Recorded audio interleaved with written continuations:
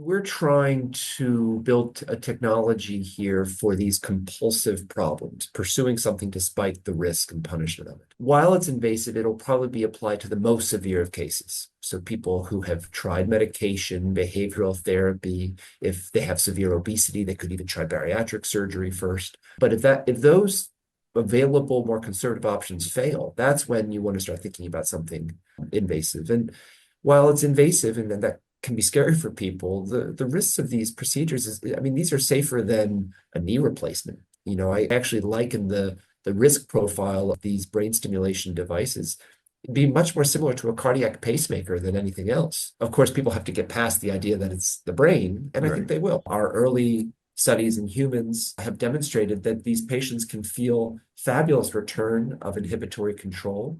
Their loss of control eating scores, which is a standard measure that we use associated with binge eating disorder, seems to significantly improve.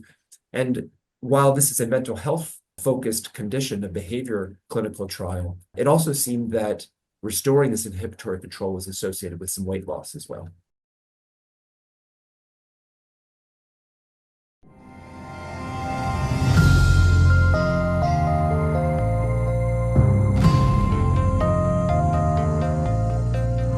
Hello, everyone, and welcome to Q Talks. I am Shweta Mishra, and I'm thrilled to be hosting today's discussion on an important but overlooked topic, binge eating disorder, and the potential role of deep brain stimulation as a treatment option. Many of us eat not out of hunger, but due to stress, emotions, or cravings. But for some, this becomes a chronic condition, binge eating disorder, which impacts health and overall quality of life. Now, despite the available treatments such as behavioral therapy, medications, and surgery, not everyone responds effectively. And that's where today's conversation gets really important and interesting. Could a technology like deep brain stimulation, already used for conditions like Parkinson's, also help manage uncontrollable cravings? To explore this, we have our distinguished guest here, Dr. Casey Halpern, Associate Professor of Neurosurgery and Division Head, Stereotactic and Functional Neurosurgery at the University of Pennsylvania, who is also leading studies on DBS for impulsivity-driven disorders like binge eating. Also joining us on the panel is David Stanley, who is an author, writer, and a teacher passionate about everything science. Welcome to Q Talks, Dr. Halpern and David. It's an honor to have you both on the panel today. Thank you very much, Shweta. Thanks for having us. Thank you. Dr. Halpern, let's start with some foundational understanding for our audience. Can you briefly explain what's happening in the brain during a binge eating episode and what makes it different from normal cravings? Sure.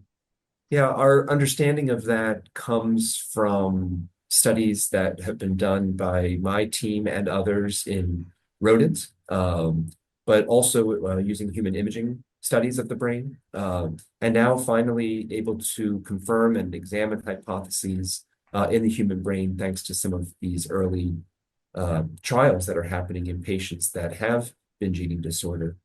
What I can say is that there is a part of the brain that evolutionarily seems to be conserved in terms of its functionality across species from mouse to human. And in fact, it's probably the only part of the human brain that has strong homology that is conserved from mouse to human, because the human brain is so more developed with big cortices compared to the mouse brain. But the nucleus accumbens, a little structure, a primitive structure sort of deep in the brain that's involved in gating behavior. It's a reward, a structure involved in processing reward, seems to be very active during moments right before a binge. And perhaps that activity from mouse to human seems to put these species at risk of overeating. Over time, this structure of the brain seems to learn or exhibit activity that elevates during exposure to foods that we don't eat because of hunger. We're eating them because of the pleasure and reinforcing properties of these foods. And when this activity ramps up, a mouse, a primate, and a human seem to then want to or have the drive to pursue that food. The signal is an electrical signal. The brain is an electrical circuit, but it probably reflects some aspect of neurochemical release that is happening at that time that our electrical recording devices are picking up. So it probably does involve dopamine release, which is very enriched in this part of the brain. This part of the brain being the nucleus accumbens. That's fascinating to learn, and it feels like it's not just willpower; it's actual brain mechanisms that is driving our behavior here. Now that brings me to another interesting question. How did researchers even come up with this idea that DBS, typically used for conditions like Parkinson's and other neurological disorders, could help with binge eating? Yeah, it's a great question. I think a lot of this started in the sort of early 2000s when we started seeing that deep brain stimulation could be highly effective for people with Parkinson's disease. People with Parkinson's disease also exhibit psychiatric comorbidities, depression, impulse control disorders, even binge eating. And there have been sort of publications with evidence suggesting that deep brain stimulation, even when delivered to parts of the brain involved in Parkinson's, like motor circuits, like to control tremor, seems to actually take the edge off of these impulses.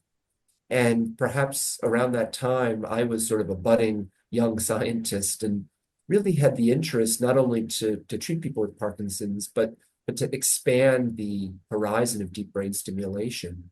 And knowing some of the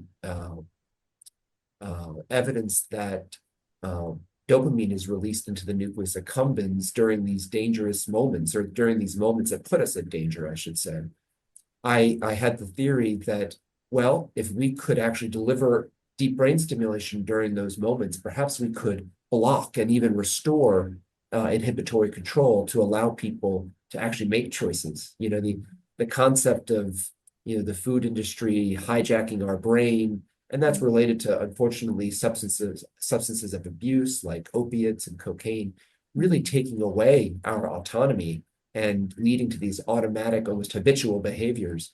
The goal here is to try to restore inhibitory control, deliver electrical stimulation during these moments when dopamine is getting released into the nucleus accumbens, which is very analogous to how we treat Parkinson's with deep brain stimulation. Wow. It's incredible to think that a technology used for movement disorders could also help regulate food cravings. But for those unfamiliar with DBS, Dr. Halpern, can you break it down for us? How does it work and how is it applied specifically for binge eating disorders? Sure. Yeah, I often forget that, as a neurosurgeon, this is what I do every day, but it's certainly not what most people do every day. So deep brain stimulation is a bit like a pacemaker.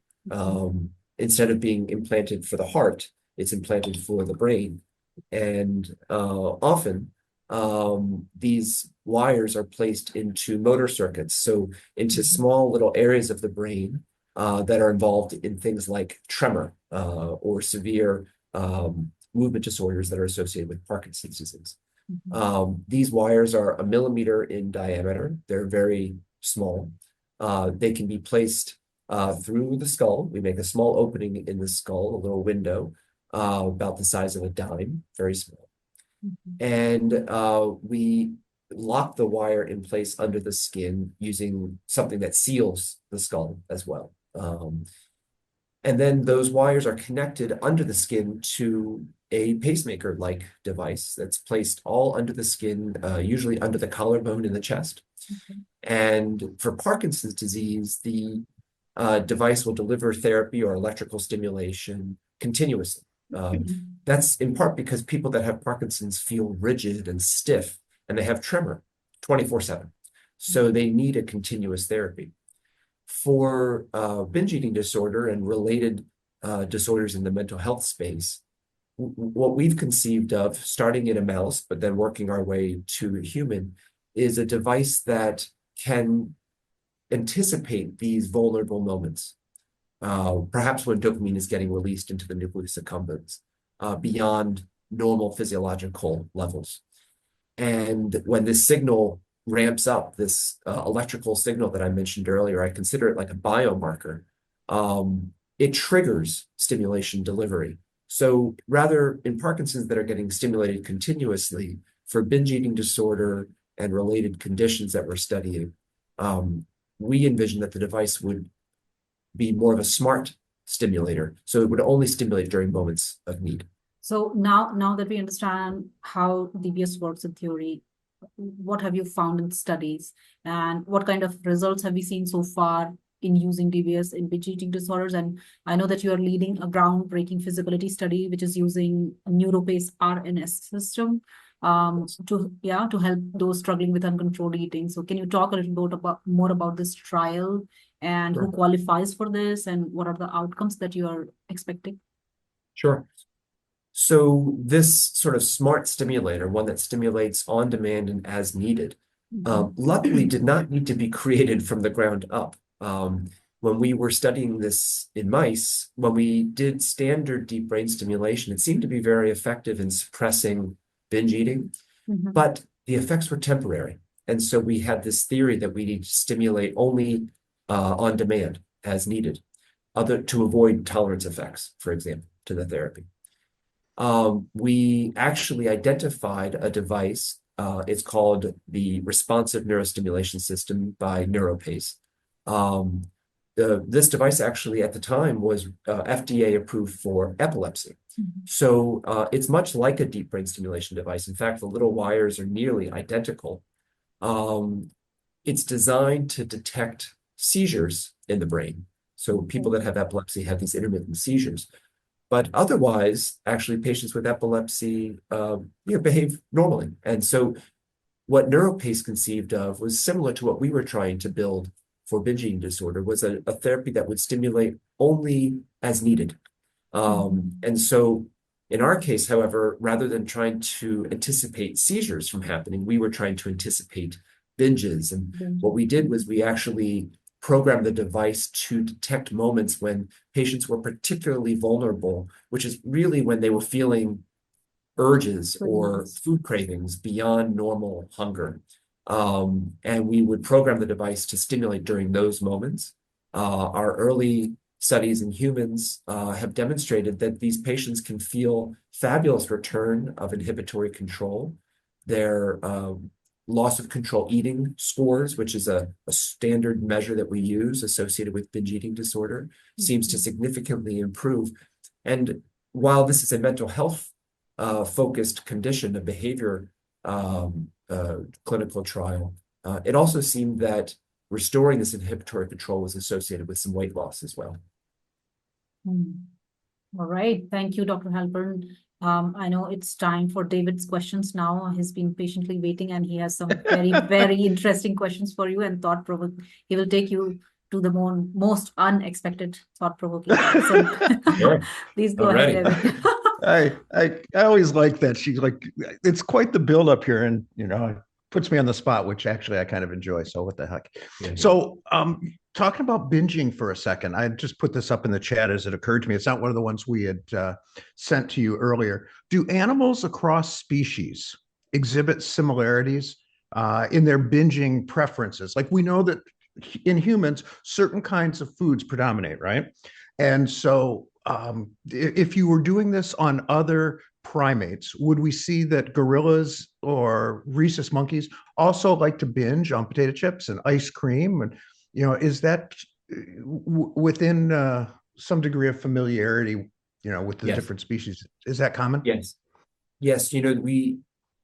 So it is common, and actually food reward is a very common method that scientists have used for decades to drive a variety of behaviors in primates. So for example, to actually train a monkey or like a rhesus monkey on a computer task, if you're trying to learn about their brain, perhaps as a proxy to the human brain, in order to train that monkey on a computer task, to get them to want to actually partake in that task, you actually give them food rewards. So They're very food driven species.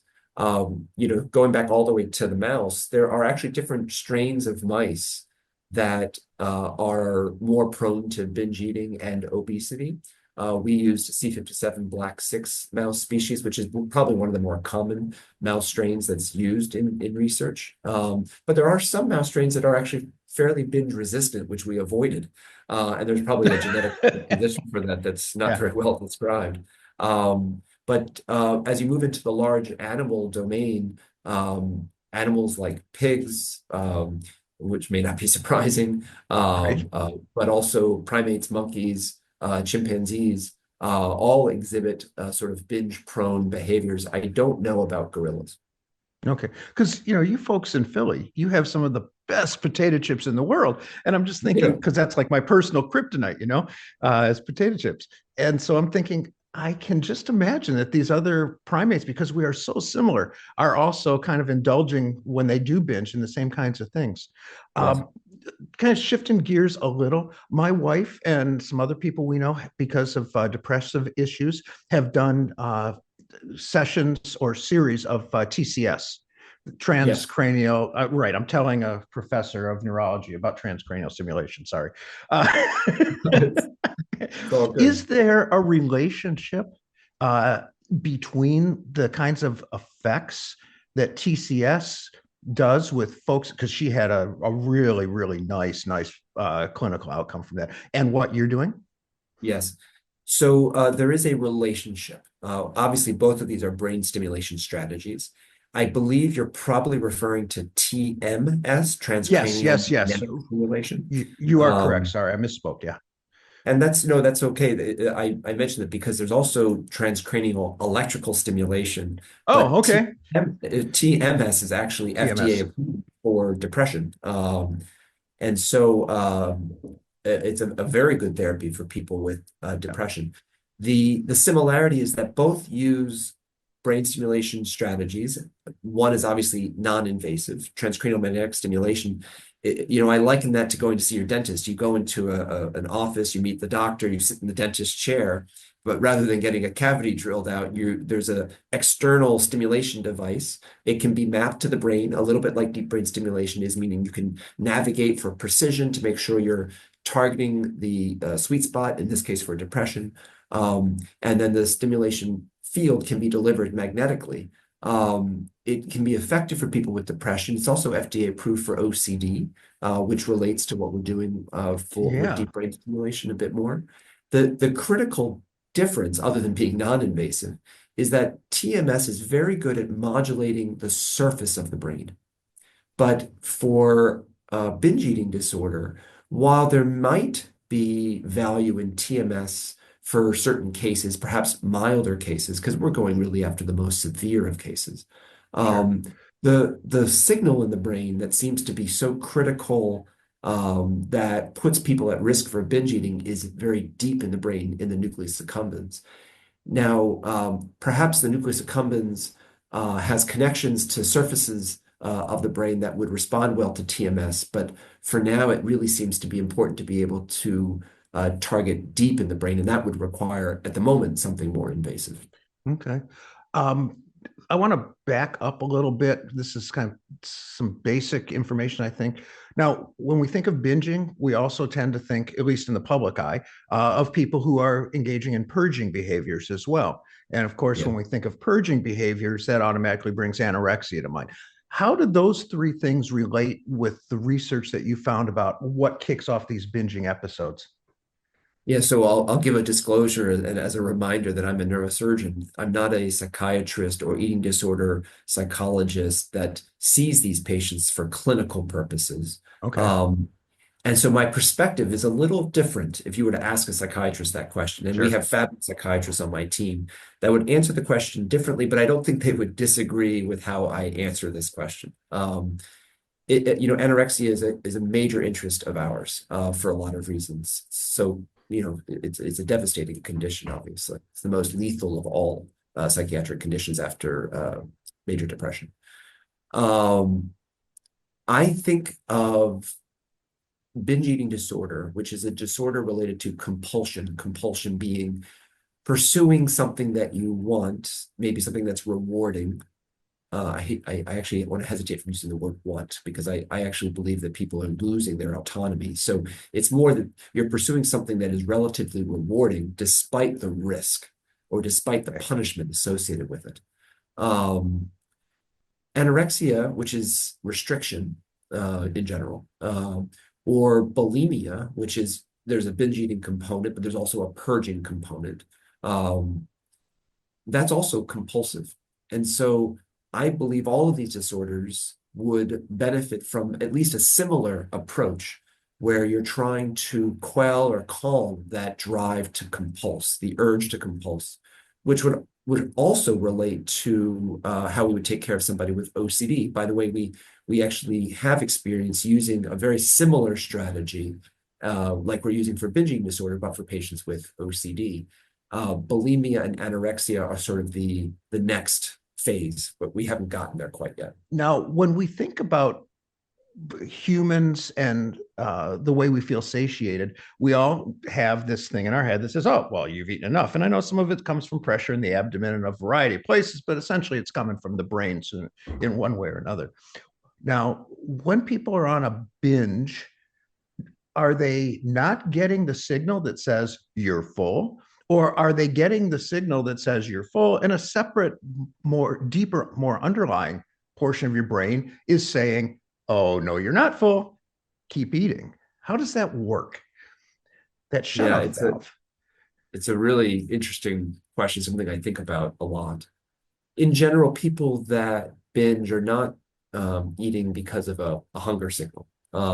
Sometimes they start eating because of hunger, but then it transitions into a binge. That's particularly true for highly palatable, highly refined foods that we now eat. You know, when I first started this work a long time ago, people used to say to me, there's no such thing as food addiction. You know, you can't be addicted to something you have to eat. And my response to that was, you know, the foods that we eat are really not natural foods anymore. They're all highly refined technologies that are built by the food industry to drive addictive behavior.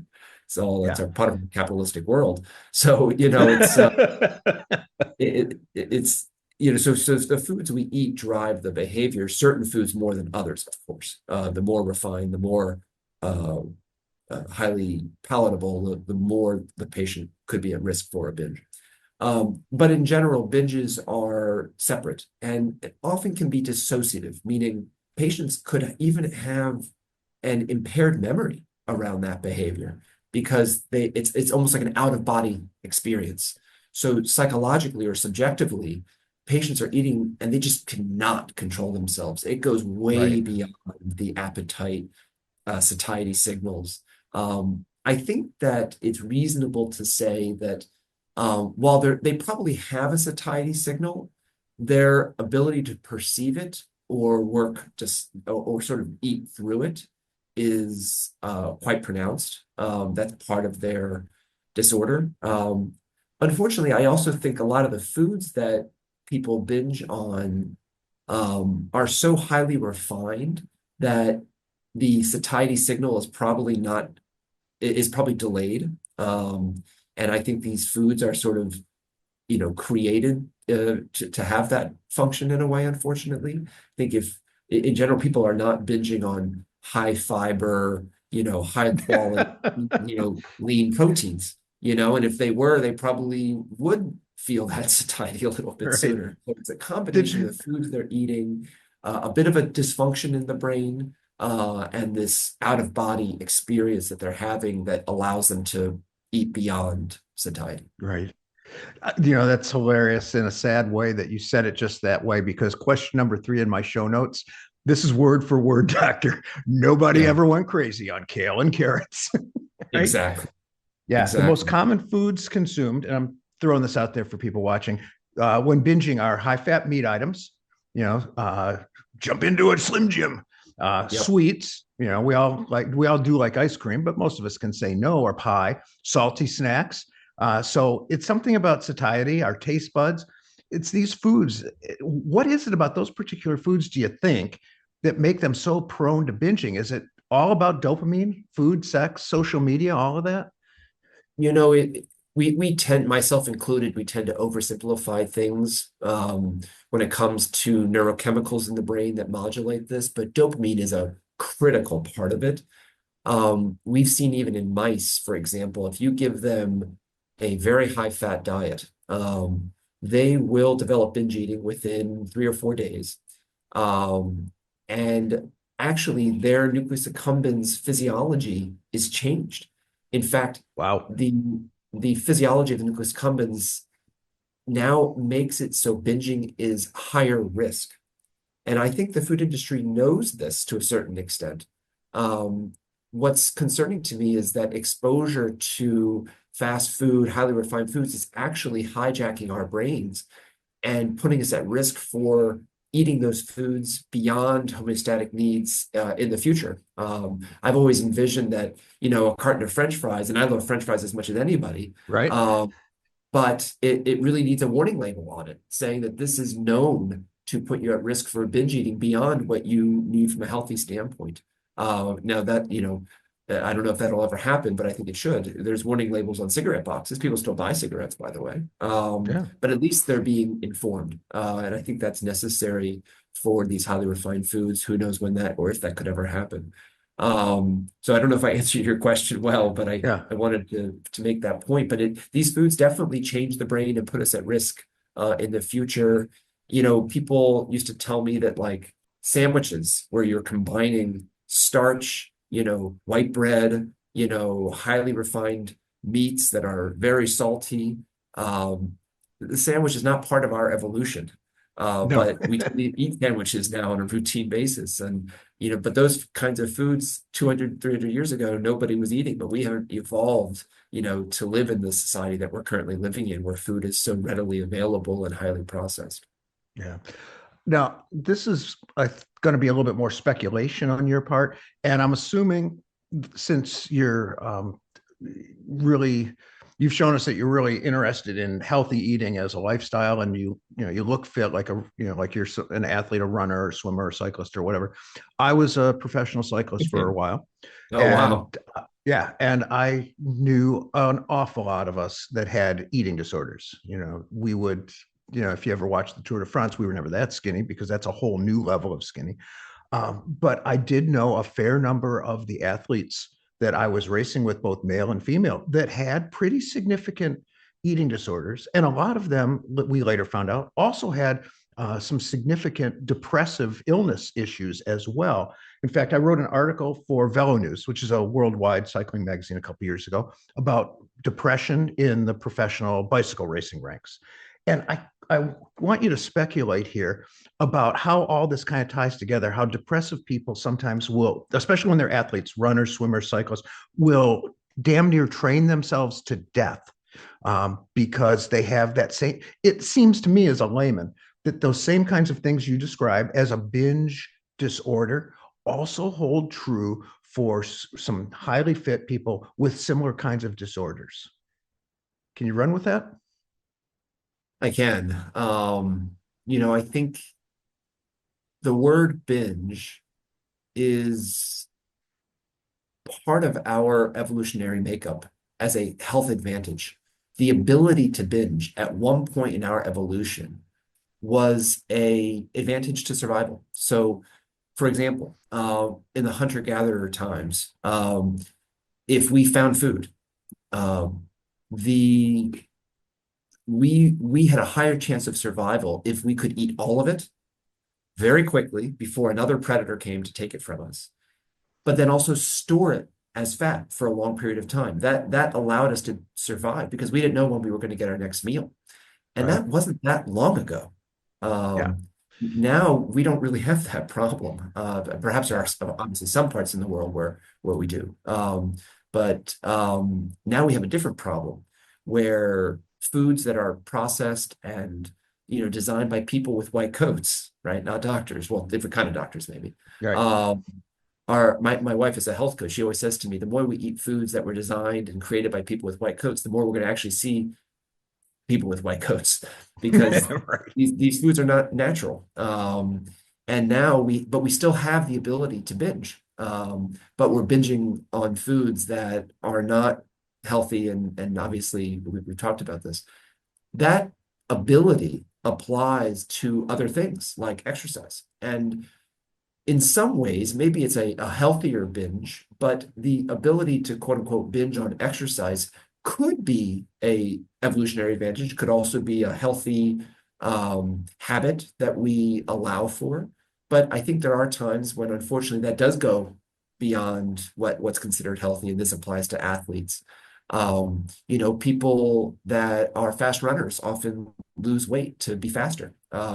People who are jockeys or rowers, boxers, will lose weight to be in certain weight classes. And Yeah. that can be done in a healthy way, of course. But there are times when I think we go beyond that. And you can see that as being kind of a binge. And so, but I think that humans have that ability because of our evolution, because there was a time when binging allowed us to survive, and it was an important part of our genetics. Now it's probably less important, but it becomes pathological in certain cases. Then if you take somebody who's at risk for depression, and perhaps they use running to get some natural dopamine, now they're at risk for doing that beyond healthy means or healthy levels to restore their mood, but then they actually start binging on their exercise and it becomes unhealthy. And then food is such an easy lever to pull. And if they want to be faster, now they're dieting and they're over exercising beyond healthy amounts. And we're in this terrible disorder of eating disorders, purging from an exercise standpoint. It's a little bit of a it's a little bit of a domino effect, I should say. And exercise is probably the body's greatest medicine, but with our binge sort of prone brains, we have to be careful. And, I can relate with that at a personal level. Yeah, I can too. And this is when I get done working out, when I get off because I still ride and I still train all the time. I'm going to be doing that until the day I die. I feel like I've got that 2 glass of wine buzz. Yeah. That's the best buzz in the world, right? That's right after the second glass of wine, where you sit there and you can just feel yourself go. And I have a long time mindfulness practice. I've been sitting on a cushion for 40 years, and it feels exactly the same when you get off the bike or when you get out of the weight room or whatever it is that you do. And if you ask any endurance athlete, they will tell you exactly the same thing, that endocannabinoid buzz is really, really addictive, isn't it? It is. And it's part of our evolution, I think, to make it addictive, because you're doing something for your health and it's making you healthier and you're going to survive longer because of it. And then of course there are some people, however, that take it to the next level. And at that point, is that a possibility then, where for those folks, is because I know a couple of them, and some of them came out of this okay. Several of them have literally taken their own life. Some of the folks I wanted to interview for that article were not. Were one of the guys I actually tried to interview was in treatment at that time and was unavailable for the interview. It can be a horrendous kind of positive thing turned horribly, horribly wrong. Is that an instance where something like what you're doing, can you conceive that somewhere down the road you might be applying your technology to that sort of behavior? Yeah, we're trying to build a technology here for these compulsive problems, pursuing something despite the risk and punishment of it. Because at the moment it's invasive, and we've thought about ways of trying to make it less invasive or non-invasive. And I think that's possible. It's just not currently feasible, but maybe in the near future. While it's invasive, it'll probably be applied to the most severe of cases. So people who have tried medication, behavioral therapy, if they have severe obesity, they could even try bariatric surgery first. But if those available more conservative options fail, that's when you want to start thinking about something invasive. And while it's invasive and that can be scary for people, the risks of these procedures these are safer than a knee replacement. I actually liken the the risk profile of these brain stimulation devices be much more similar to a cardiac pacemaker than anything else. Of course, people have to get past the idea that it's the brain, and I think they will. There was a time when cardiac surgeons did pacemakers and patients went to the ICU for a week for monitoring, but now we do them outpatient, and nobody seems to be nervous that this is a moving target in the chest that we're putting these wires into because we're really good at these procedures now. And the same thing's true for the brain. But we have to work to make it less invasive so that we can scale it to the many, many millions of people that need it. And I empathize and feel for those that are struggling with eating disorders and disorders of purging. In my mind, like these super athletes or super sort of highly controlled individuals, they're super ambitious, but also very controlled. They can develop these problems. There's kind of like three categories in my mind. There's like the athlete and the person that is just very good at being very healthy. And that's probably the goal.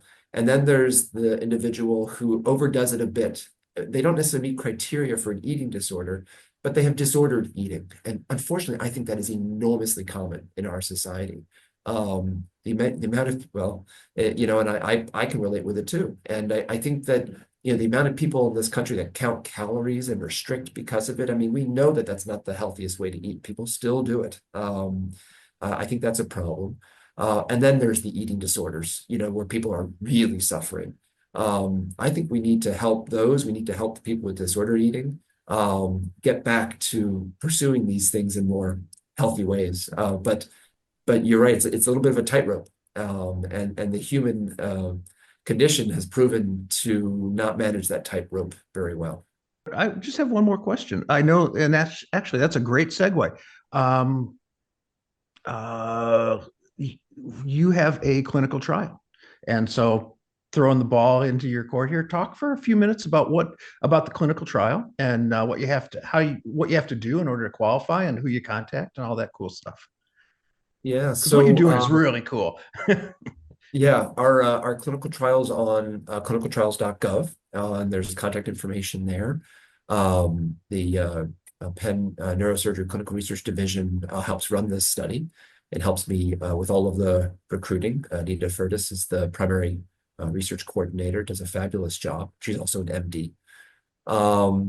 This trial, for now, is targeting individuals who feel distress and suffer from loss of control eating, which is common to all binges.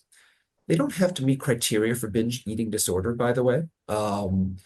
But the FDA has required us to limit this trial to people who struggle so much with loss of control eating that they have obesity and they have failed gastric bypass surgery or gastric sleeve surgery. So they have to basically fail bariatric surgery, which unfortunately is common for people that have loss of control eating. But if they've tried that, as well as perhaps a medication and behavioral therapy, they would meet criteria for this trial. The trial is a bit over a year long. We are recruiting really only 3 or 4 more patients. It doesn't sound like a lot. It sounds like it should be very easy to find these patients because they're so common. But now, with GLP-1s being available, a lot of people are interested in trying Ozempic, as they should. Ozempic, Wegovy, Mounjaro. So we've sort of seen a bit of a pause in people enrolling for this trial while these medications have become available, and they can be very effective for the right patient. But if you have tried them or for whatever reason don't want to or can't try them because of insurance, then our trial remains available. Yeah. I mean, I envision these people saying things like, let's see, a shot in my butt or wherever in my abdomen, or let this guy drill a hole in my skull. Yeah, sign me up for that. Sign me up for that right away, right? Yeah, right. The drilling always gets in the way. Yeah.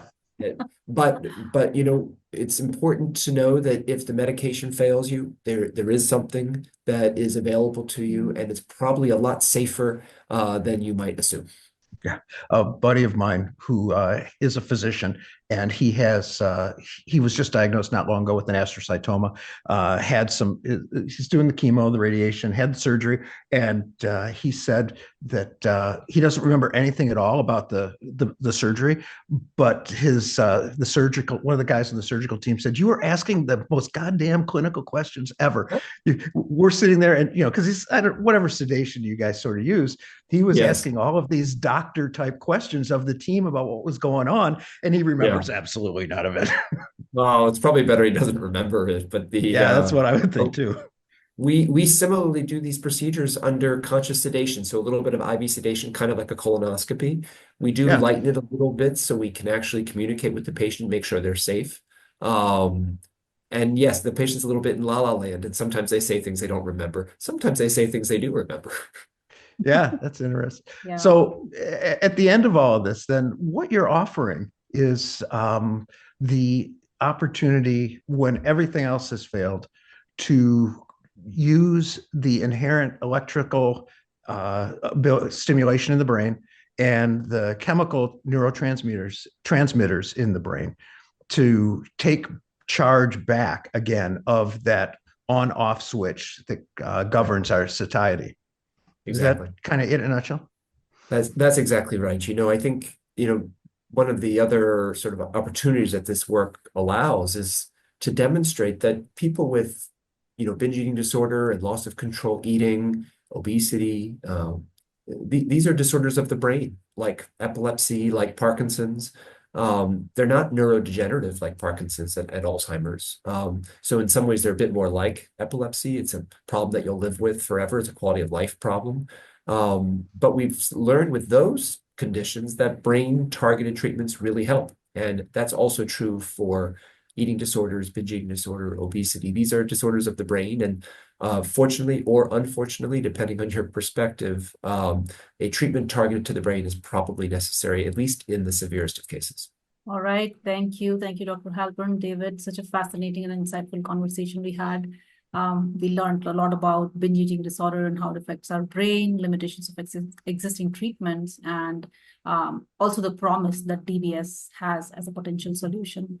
Although it's still in experimental stages, it's exciting to see how neuroscience is pushing it, of what is possible to treat such complex disorders like binge eating disorders. So Dr. Halpern, a huge thank you for sharing your expertise with us today. We truly appreciate your time and incredible work you have done and your team is doing. David, heartfelt thanks, of course, to you for sharing your perspective and taking us through mind-bending questions. Thank you so much. We also thank the University of Pennsylvania for this opportunity, and our audience, thank you for tuning in. If you found this discussion insightful, please do share with others who might benefit, and don't forget to subscribe to Cure Talks at Penn to keep learning. Thank you so much, everyone. Until next time, take care.